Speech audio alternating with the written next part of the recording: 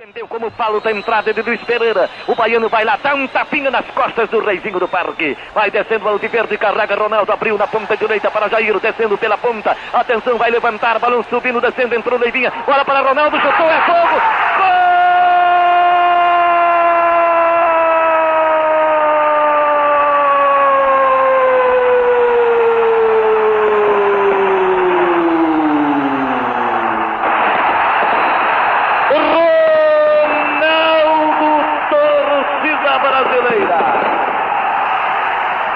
É a loucura, é a festa, é a vibração da torcida alviverde.